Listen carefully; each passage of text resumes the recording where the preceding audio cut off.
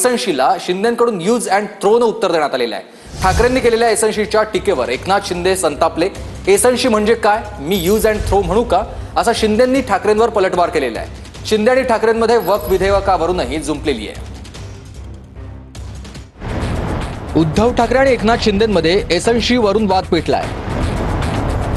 ठाकरे शिंदेंचा उल्लेख सतत एसएनसी असा करतायत. यावर शिंदेंनी मी तुम्हाला युटी म्हणजेच यूज अँड थ्रो म्हणू का असा सवाल करत संताप व्यक्त केलाय. एसएनसी जे काय आहे एसएनसी त्यांनी काय करायचं ते करू दे, ती गद्दार सेना आहे. पण एसएनसीची बदनामी झाली असं जर तुम्हाला वाटत असेल तर याचा अर्थ एसएनसी गद्दार आहे. त्यांचा उल्लेख सातत्याने ते एसएनसी म्हणून करत आहेत आणि सातत्याने गद्दार एसएनसी म्हणजे काय, एकनाथ संभाजी शिंदेचा शॉर्टकट एसएनसी म्हणून. शॉर्टकट मग मी असं म्हणू का, त्यांचा युटी आहे, use and throw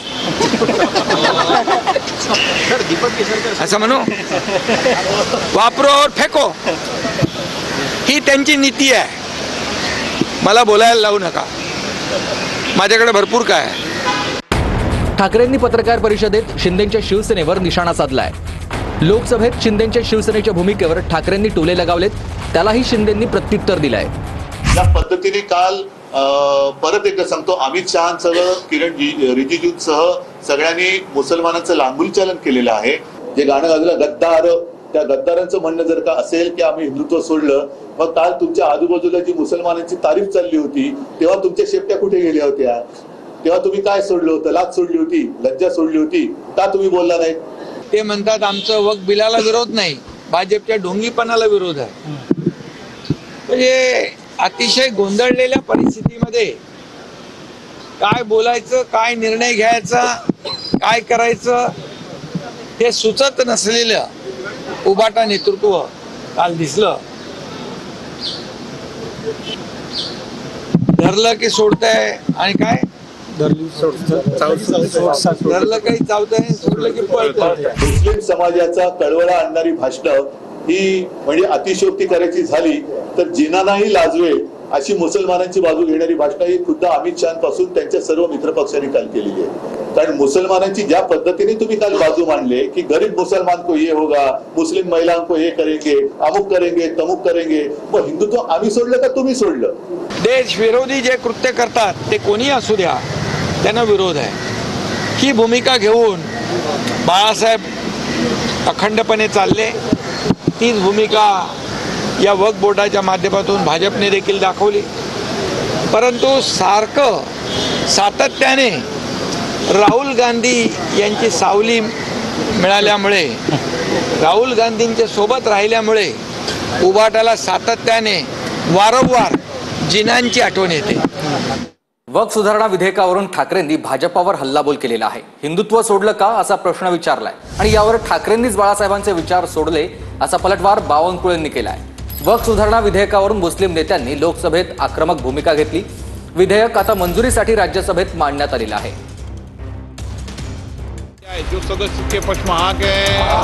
Waqf board सुधारणा विधेयक लोकसभेत मध्यरात्री मंजूर झालं. विधेयक मंजूर होण्याआधी लोकसभेत 14 तास चर्चा झाली. विरोधकांनी या विधेयकाला विरोध केला. चर्चेदरम्यान असदुद्दीन ओवैसींनी वक्फ सुधारणा विधेयकाची प्रत फाडली. महात्मा गांधी उस वक्त के व्हाइट अफ्रीका में सफेद फार्म अफ्रीका के कानून को महात्मा गांधी ने कहा था कि ये मेरा कॉन्शियंस उसको मानता नहीं, मैं इस कानून को कबूल नहीं करता हूं. तो महात्मा गांधी ने क्या किया, उन्होंने उस कानून को फाड़ दिया. तो मैं गांधी की तरह इस कानून को फाड़ता हूं. ये अनकॉन्स्टिट्यूशनल है सर. इस देश में झगड़े पैदा करने का काम बीजेपी करना चाहती है मस्जिद और मंदिर के नाम पर, इसीलिए मैं इसका कंडेम करता हूं. विधेयकाच्या चर्चेदरम्यान केंद्रीय गृहमंत्री अमित शहांनी महाराष्ट्रातल्या 2 मंदिरांचा उल्लेख केला. कोल्हापूर जवळच्या वडणगी गावातलं महादेव मंदिर आणि बीडच्या कंकालेश्वर मंदिराच्या जागेवर वक्फ बोर्डानं अतिक्रमण केल्याचं अमित शहांनी सांगितलं. वक्फ बोर्डावर गैरमुस्लिम सदस्य घेतले तर हिंदूंच्या मंदिर संस्थानामध्ये मुस्लिम सदस्य घेणार का असा सवाल इम्तियाज जलील यांनी केलाय. मग मला एक प्रश्न हे आहे की तुम्ही वक्फ बोर्डामध्ये नॉन मुस्लिमला समावेश करत आहे, करा, आणि असंच तुम्ही करणार असेल तर इम्तियाज अलीला तुम्ही शिर्डी साईबाबा संस्थानमध्ये घेणार का? तिरुपतीचा जे ट्रस्ट आहे त्याच्यामध्ये घेणार आहे का? नाही. सगळ्यांसाठी या विधेयकावरून ठाकरेंची शिवसेना आणि भाजपमध्ये आरोप प्रत्यारोप सुरू झालेत. अमित शहा असतील, पियुष गोयल असतील, रिजिजू असतील, राजनाथ सिंग असतील, हे त्यांच्याकडे बघू शकत नव्हते. खाली मान घालून लाचारीने हसत होते. मग ही काय परिस्थिती आली? मग तुम्ही उठून सांगताय की हे बिल आहे ते मुसलमानांच्या हिताचं आहे.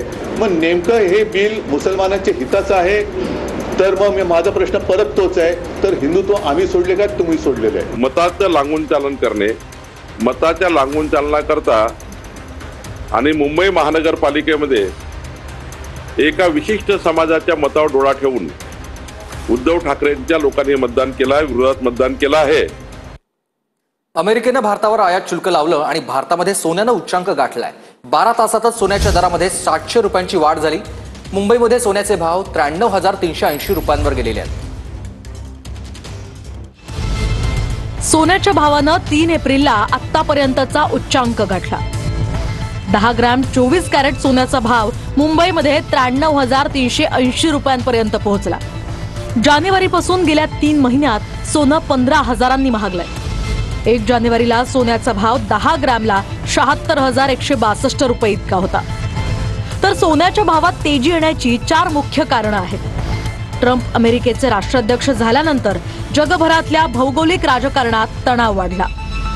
जगभरातले शेअर बाजार कोसळल्यानं लोकांनी सोन्यात गुंतवणूक वाढवली. डॉलरच्या तुलनेत रुपयाचा भाव कमी झाल्यानंही सोनं महागलंय. तर महागाई वाढल्यामुळे सोन्याच्या किमतीत वाढ बघायला मिळतेय. यावर्षी सोन्याचा भाव 94,000 रुपयांपर्यंत जाण्याची शक्यता वर्तवली जाते. पुण्याच्या दीनानाथ मंगेशकर रुग्णालयाच्या मुजोरीमुळे गर्भवती महिलेचा मृत्यू झाल्याचा आरोप भाजपचे आमदार अमित गोरखेंनी केलाय. गोरखेंचे पीए सुशांत भिसे यांच्या गर्भवती पत्नीचा मृत्यू झालाय. दीनानाथ रुग्णालयानं ऍडमिट करण्यासाठी 10 लाखांची मागणी केली. पेशंट सिरियस असतानाही ऍडमिट करून घेतलं नाही असा आरोप अमित गोरखेंनी केलाय. 2 जुळ्या मुलांना जन्म देऊन महिलेनं आपले प्राण सोडले. दीनानाथ मंगेशकर रुग्णालयानं या प्रकरणी आता अंतर्गत चौकशी सुरू केलेली आहे. पुण्यात 7 महिन्याच्या गरोदर महिलेला रक्तस्राव सुरू झाला. रक्तस्राव सुरू झाल्यानं महिलेला दीनानाथ मंगेशकर रुग्णालयात नेलं. आधी 10 लाख भरा तरच ऍडमिट करू असं रुग्णालयाने सांगितलं. पैसे नसल्याने महिलेला दीनानाथ रुग्णालयाने ऍडमिट करून घेतलं नसल्याचा आरोप. सकाळी 9 ते दुपारी 2 पर्यंत महिलेने मदतीसाठी वाट बघितली. शेवटी गर्भवती महिलेला उपचारासाठी वाकडच्या एका रुग्णालयात नेण्यात आलं. महिलेनं 2 जुळ्या मुलींना जन्म दिला. मात्र रक्तस्रावानं या महिलेचा मृत्यू झाला. दीनानाथ रुग्णालयानं अंतर्गत चौकशी सुरू केल्याची माहिती. तिथल्या ऍडमिनिस्ट्रेशननी ते झुकारून त्यांना ऍडमिशन दिलं नाही आणि त्या धावपळीत दुसऱ्या हॉस्पिटलमध्ये जावं लागलं. पण त्या दुसऱ्या हॉस्पिटलमध्ये गेल्यानंतर त्या ठिकाणी ट्रीटमेंट मिळाली. त्या ठिकाणी त्यांना 2 जुळ्या मुली झाल्या. पण दुर्दैवी त्या आईचे त्या ठिकाणी मृत्यू झाला. मला हे सांगायचं की दीनानाथ हॉस्पिटल हे खऱ्या अर्थानं गरिबांसाठी आणि ट्रस्ट म्हणून चालवलं जातं. पण अशा प्रकारचा अत्यंत गंभीर गुन्हा ह्या हॉस्पिटलने केलेला आहे आणि अशा अनेक तक्रारी ह्या आलेल्या आहेत. डिपॉझिट आता 10 लाख रुपये भरा आणि जर तुमची काही ऐपत वगैरे नसेल, कॅपॅसिटी नसेल तर तुम्ही डायरेक्ट ससून हॉस्पिटलला जाऊ शकता. तिथे पण उपचार चांगले होतात. आणि एवढं सगळं हे पेशंट समोर म्हणले. पेशंटचा बीपी आधीच हाय होता, 150, 100, 160, 100 असा होता. पेशंटला खूप टेन्शन आलं आणि पेशंट बाहेर आल्यानंतर खूप रडत आलं.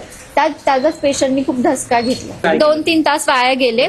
मग तिथून पुढे आम्ही सूर्या हॉस्पिटलला गेलो. जर कदाचित उपचार वेळेवरती झाले असते तर वाचल्या असत्या. आता जी माध्यमातून जी माहिती आलेली आहे ती पुणे अर्धवट येतात. फक्त दीनानाथ मंगेशकर हॉस्पिटलची बदनामीच होती आहे. जी काय आहे परिस्थिती आहे ती आम्ही शासनाकडे व्यवस्थित सविस्तर कळवत आहोत.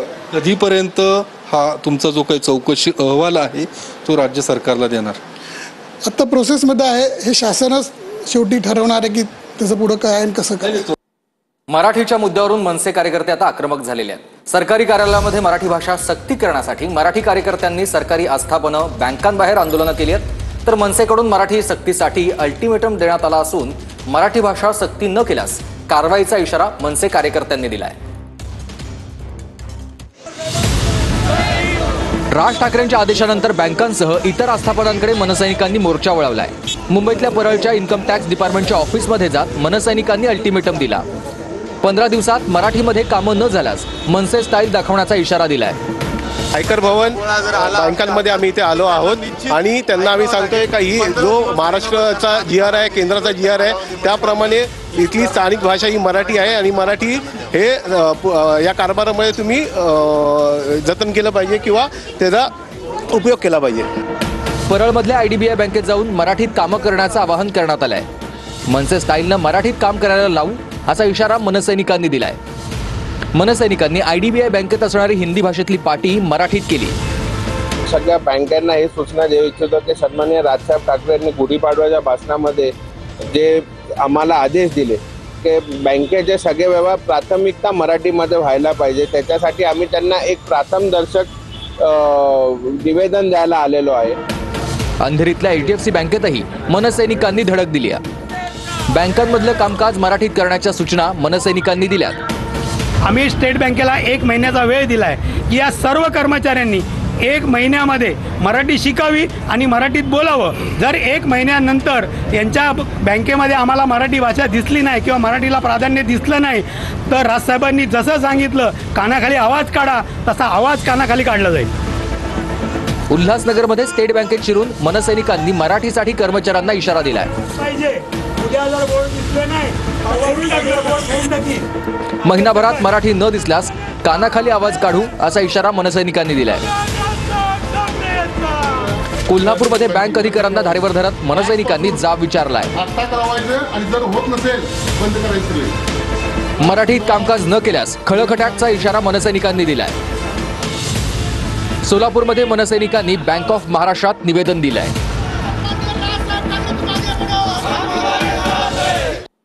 सुप्रीम कोर्टातील सर्व न्यायाधीशांनी आपली संपत्ती जाहीर करावी असे निर्देश सरन्यायाधीश संजीव खन्ना यांनी दिलेले आहेत. संपत्तीची माहिती सुप्रीम कोर्टाच्या वेबसाईटवर जाहीर करावी असंही संजीव खन्ना यांनी सांगितलंय. सुप्रीम कोर्टाचे सर्व न्यायाधीश आता संपत्ती जाहीर करणार आहेत. 1 एप्रिलला सुप्रीम कोर्टाच्या न्यायाधीशांच्या झालेल्या बैठकीत संपत्ती जाहीर करण्याचा निर्णय झालाय. मुख्य न्यायाधीश संजीव खन्ना यांच्या उपस्थितीत हा निर्णय घेण्यात आला. सर्व न्यायाधीशांच्या संपत्तीची माहिती सुप्रीम कोर्टाच्या वेबसाईटवर टाकण्यात येईल.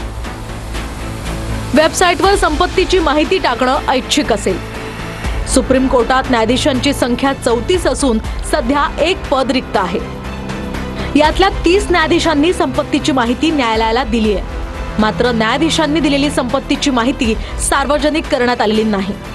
दिल्ली हायकोर्टाचे जज यशवंत वर्मांच्या घरी आग लागल्यावर कोटींची रोकड सापडली होती. त्यानंतर न्यायालयांवर जनतेचा विश्वास कायम राहावा यासाठी संपत्ती जाहीर करण्याचा निर्णय घेण्यात आला.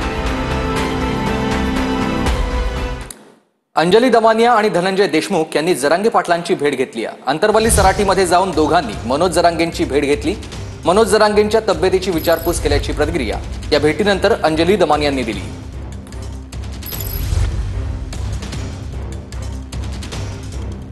धनंजय मुंडेंना मुख्य आरोपी केलं पाहिजे अशी मागणी जरांगेंची आहे. आरोपींच्या मोबाईलच्या CDRची मागणी केली आहे असंही धनंजय देशमुख त्यानंतर म्हणाले.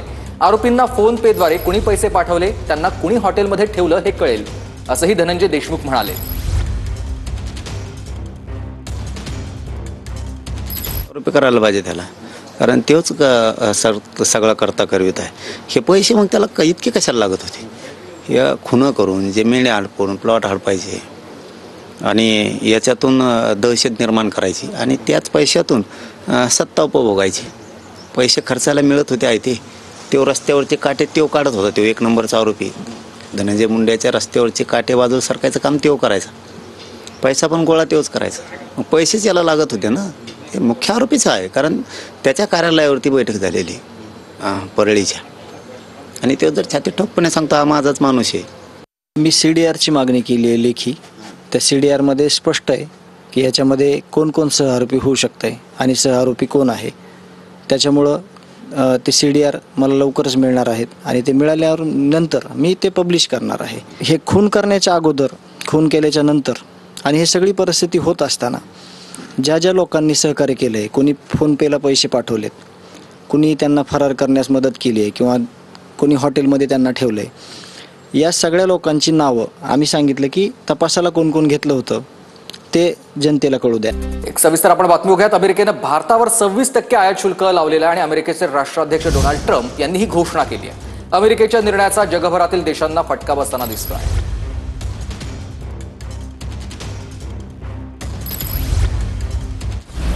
अमेरिकेकडून 26% आयात शुल्क याचा भारतावर काय परिणाम होणार, तर अमेरिकेनं भारतातून अमेरिकेत निर्यात होणाऱ्या वस्तूंवर 26% आयात शुल्क लावलंय. जगभरातल्या देशांवर आयात शुल्क लावण्याच्या या धोरणाला ट्रम्प सरकारनं जशास तसा टॅक्स असं म्हटलंय. म्हणजे अमेरिकन वस्तूंवर भारत सरकार आधीपासून 52% आयात शुल्क आकारत होतं. त्याला उत्तर म्हणून आता अमेरिकेनंही त्याच्या निम्मे म्हणजे 26% आयात शुल्क भारतीय वस्तूंवर लावलंय. अमेरिकेच्या या धोरणांमुळे काय परिणाम होईल तेही पहा. भारतातून अमेरिकेत होणाऱ्या निर्यातीत घट होऊ शकते. भारतातून अमेरिकेत वस्त्रोद्योग, माहिती तंत्रज्ञान सेवा, रासायनिक उत्पादने यात मोठ्या प्रमाणात निर्यात होतात. आयात शुल्क वाढल्यानं या वस्तूंची किंमत अमेरिकेत वाढेल, ज्यामुळे मागणी कमी होऊ शकते. त्यामुळे भारताच्या निर्यातीत घट होऊ शकते. निर्यात घटल्यानं या क्षेत्रांशी संबंधित रोजगारांवर परिणाम होऊ शकतो. भारत अमेरिकेमधून तंत्रज्ञान, संरक्षण उपकरणं, ऊर्जा उत्पादनं आयात करतो. भारतानं ही शुल्क वाढवले तर आयात खर्च वाढेल. यामुळे भारतात तंत्रज्ञान आणि ऊर्जा उत्पादनांच्या किमती वाढू शकतात. अमेरिकेनं काही वस्तू मात्र या आयात शुल्कामधून वगळल्या आहेत. सोनं, platinum, vitamin, insulin, stainless steel आणि कागद या वस्तूंना यातून वगळण्यात आलंय.